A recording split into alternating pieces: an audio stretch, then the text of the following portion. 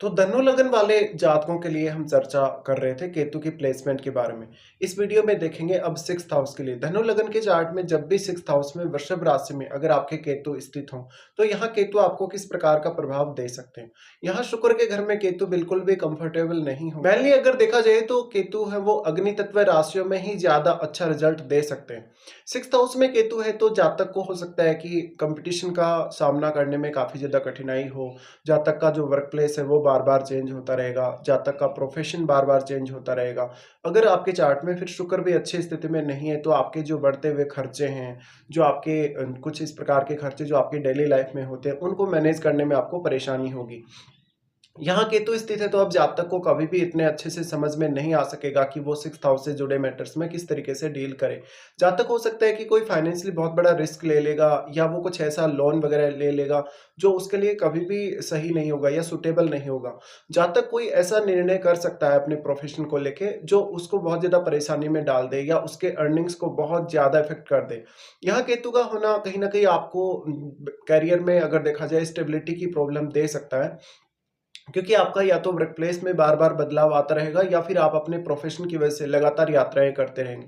इस प्रकार का जातक अक्सर विदेश यात्रा करे या विदेश में अगर सेटल हो तो वो ज़्यादा बेहतर कर पाएगा।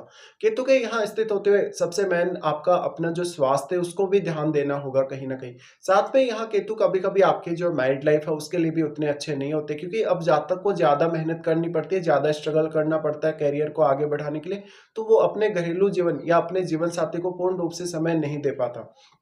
हालाँकि यहाँ केतु के साथ बैठे हुए अन्य ग्रहों पर भी बहुत कुछ डिपेंड करेगा, लेकिन नॉर्मली यहाँ केतु है तो जातक का अगर किसी से लड़ाई झगड़ा हो जाता है, विवाद हो जाता है, तो उस केस में भी जातक उन सब से निपट नहीं पाता। यहाँ पे जातक को मेनली अपने रूटीन वर्क पे सबसे ज़्यादा ध्यान देना चाहिए और उसको एक अच्छी प्लानिंग करते हुए अपने रूटीन को बनाना चाहिए। साथ में आप ये देखें कि आपका हर समय जो काम है, कोई भी ऐसा काम जो समय पे हो रहा है या नहीं हो रहा। अगर आपका कोई भी काम लगातार बिगड़ता जा रहा है, जो कोई भी काम ऐसा जिसको आपको समय पर करने की कोशिश करनी है कहीं न कहीं, तो आपका जो भी पर्टिकुलर टारगेट है वो आपको हासिल होगा। लेकिन यहाँ पे आपको अपने जो रूटीन है कहीं न कहीं उसको सिस्टमैटिक चलाते हुए आपको रखना होगा और रूटीन पे सबसे ज़्यादा ध्यान देना होगा। मेनली आपका जो प्रोफ़ेशन का रूटीन है उसको आपको देखना होगा। केतु के यहाँ होते हुए अक्सर जातक कुछ ऐसी यात्राएँ करता रहेगा, वो यात्राएँ लॉन्ग डिस्टेंस भी हो सकती हैं या शॉर्ट डिस्टेंस भी हो सकती हैं। उन यात्राओं की वजह से जातक का जो शारीरिक रूप से स्वास्थ्य है उस पर काफ़ी इम्पैक्ट पड़ेगा। जातक का कोई बहुत बड़ा ट्रीटमेंट भी हो सकता है। फिर डिपेंड करता है कि केतु यहाँ किसी अन्य ग्रह के साथ बैठे हैं या अकेले बैठे हैं। देखिए, अगर केतु किसी भी अन्य ग्रह के साथ बैठे होंगे तो उस ग्रह पर भी ये अपना प्रभाव ज़रूर डालेंगे। लेकिन कोई भी ग्रह जब केतु के साथ वक्री स्थिति में बैठा हुआ होगा तब केतु उस पर अपना सर्वाधिक प्रभाव डाल सकेंगे। लेकिन अगर अग्नि तत्व ग्रह केतु के साथ बैठा हो तो यहाँ फिर काफ़ी विस्फोटक स्थिति बनेगी, जो आपके वर्क प्लेस के लिए उतनी अच्छी नहीं होगी। हो सकता है कि आप अपने वर्क प्लेस पे काम करते हुए बिल्कुल भी कंफर्टेबल फ़ील नहीं कर रहे हैं, या हो सकता है कि कहीं न कहीं आपके जो कलीग्स हैं, आपके जो बॉस हैं वो आपको बार-बार परेशान कर रहे हैं या आपको आपके काम में कुछ ऐसी ज़िम्मेदारियाँ दे दी गई हैं जिनको आप वहन करने में सक्षम नहीं हैं। तो आपको कुछ ऐसी ज़िम्मेदारियाँ जो वास्तव में आपकी बनती ही नहीं है या जो काम आपका वास्तव में है ही नहीं, वो काम आपको दे दिया जाएगा।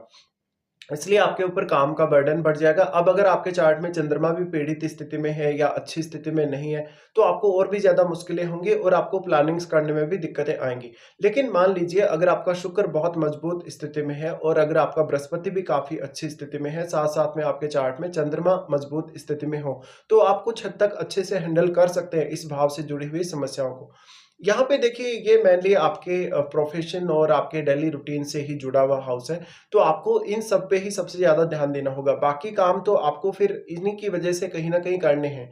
जो भी आपका डोमेस्टिक लाइफ़ है या जो भी आपका मैरिड लाइफ़ है, वो कहीं न कहीं आपके रूटीन वर्क पे ही टिका है।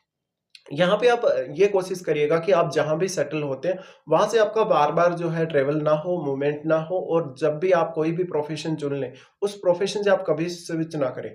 यहाँ पे केतु के होते हुए कहीं न कहीं आपको अपने रूटीन वर्क को लेके ही सबसे ज़्यादा दिक्कतें आएँगी और अगर यहाँ कोई भी फ़ायरी प्लैनेट अगर बैठा हुआ होगा केतु के साथ, तो फिर वो और भी ज़्यादा विस्फोटक स्थिति बनाएँगे। जैसे अगर मंगल बैठा हो, तो आपको मंगल से जुड़े हुए भावों को भी अवश्य देखना चाहिए। उन भावों से अगर आपको कोई भी प्रकार का गेन हो रहा है, किसी भी प्रकार का फ़ायदा मिल रहा है, तो वो फ़ायदा अब आपको छोड़ना होगा। इसके साथ-साथ आपको इस हाउस से रिलेटेड काफ़ी सारे गलत डिसीज़न देखने को मिलेंगे, जो कभी ना कभी आपने ऐसे कुछ कॉन्फिडेंस में आके लिए होंगे कि आपका जो डिसीज़न है वो बिल्कुल सही है। लेकिन आगे चलकर जब फाइनल रिज़ल्ट आएगा कभी ना कभी, जब भी आप पर्टिकुलर कोई भी टारगेट करके काम कर रहे हैं, तो आपको लगेगा कि आपने काफ़ी ज़्यादा गलत डिसीज़न लिया। मेनली यहाँ पर आपको आर्थिक रूप से सबसे ज़्यादा ध्यान देने की आवश्यकता है। साथ में अगर आप कहीं भी काम कर रहे हैं, कोई भी वर्क प्लेस पे, वहाँ पे आपको अपने आप को बहुत ज़्यादा कंफर्टेबल रखना होगा। आपको अपने कलीग से, अपने बॉस से बहुत अच्छे रिलेशंस रखने चाहिए।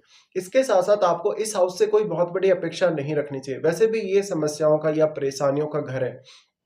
अब यहाँ केतु को सिर्फ़ और सिर्फ़ बृहस्पति जैसा ग्रह ही सपोर्ट कर सकता है, और वो भी अगर इनके साथ बैठे हों तो फिर रेट्रोग्रेड नहीं होने चाहिए। केतु के साथ जब भी कोई ग्रह रेट्रोग्रेड स्थिति में बैठा हुआ होगा, तो केतु अपना सर्वाधिक रूप से प्रभाव उस ग्रह पर डाल पाएँगे। और क्योंकि केतु किसी भी हाउस में बैठे हैं, उस हाउस की वो एनर्जी को एब्ज़ॉर्ब करने का काम करते हैं, सोखने का काम करते हैं।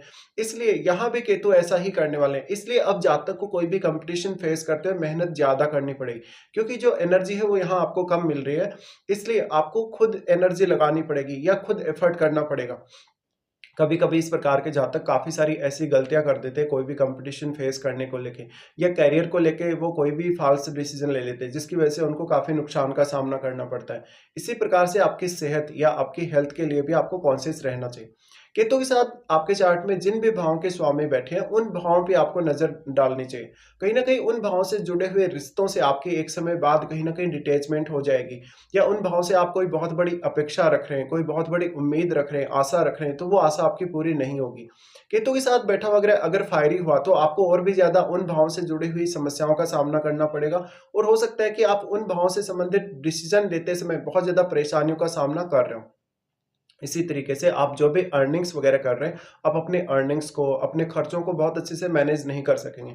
अब यहाँ पे केतु के साथ मान लीजिए अगर आपके शुक्र ही बैठे हों, उस केस में फिर आपके मैरिड लाइफ पे और आपके आर्थिक रूप से जो बहुत ज़्यादा असर देखने को मिलेगा, भौतिक जीवन पर भी।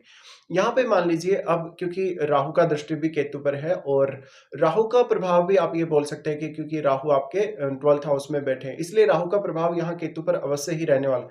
लेकिन आपको यहाँ ये समझना होगा कि राहु एक सीमा तक ही केतु पर प्रभाव डाल सकते हैं, क्योंकि अगर यहाँ पे 180 डिग्री का जो एंगल है वो अगर बना हुआ है, तो राहु का प्रभाव एक सीमा तक ज़रूर रहेगा केतु पर। लेकिन केतु के साथ जो बैठा हुआ ग्रह है, उस पर केतु ही अपना सर्वाधिक प्रभाव डाल पाएँगे राहु की तुलना में। लेकिन राहु के साथ जो आपके 12वें भाव में बैठा हुआ प्लेनेट है, वो क्योंकि राहु से काफ़ी ज़्यादा एम्प्लीफाई हुआ है, उसकी क्वालिटीज़ काफ़ी ज़्यादा मल्टीप्लाई हुई हैं, इसलिए वो ग्रह यहाँ केतु पर और केतु के साथ बैठे हुए ग्रह पर अपना ज़्यादा प्रभाव डाल पाएगा राहु की तुलना में। इसके साथ-साथ राहु और केतु दोनों के साथ ही जो भी रेट्रोग्रेड होके प्लैनेट बैठे हैं, उन प्लैनेट्स को आपको ज़रूर देखना चाहिए। वो प्लैनेट अगर शुभ ग्रह हैं, तो उनकी शुभता में काफ़ी ज़्यादा कमी आ जाएगी। अगर वो फायरी हैं, तो उनकी फायर पावर और भी ज़्यादा बढ़ जाएगी, और फायरी प्लैनेट के साथ अगर केतु बैठते हैं, तो काफ़ी ज़्यादा विस्फोटक स्थिति उत्पन्न हो जाती है। तो आपके जो 6th हाउस से जुड़े हुए जितने भी रिश्ते हैं, उन रिश्तों में फिर आपको काफ़ी ज़्यादा कन्फ्यूज़न और परेशानियाँ आएँगी। इसी के साथ आपका जो रूटीन वर्क है और आपका जो अर्निंग्स का जो शेड्यूल है, कहीं न कहीं आपका काम करने का जो भी तौर-तरीका है, उस पे भी आपको सबसे ज़्यादा ध्यान देने की आवश्यकता है। इसके साथ-साथ आपको ये ज़रूर देखना चाहिए कि आपको केतु की महादशा है या नहीं, या केतु के साथ बैठे हुए ग किसी भी ग्रह की महादशा आपको है या नहीं, और अगर वो महादशा है, तो कौन-से एज पीरियड में वो महादशा आपकी शुरू होने वाली है। बट देखिए, इस प्रकार का जो केतु है, कहीं न कहीं आपको काफ़ी ज़्यादा ब्लाइंड बना देता है। तो आपको अपने रूटीन को हैंडल करने में, और साथ में जो करियर में दिक्कतें आ रही हैं, कहीं न कहीं करियर में अगर आपको बहुत ज़्यादा ऐसी कंडीशंस का सामना करना पड़ रहा है, जो कंडीशंस आपके अपोज़िट हैं बिल्कुल, तो उनको हैंडल करने में आपको बहुत ज़्यादा परेशानियाँ आएँगी।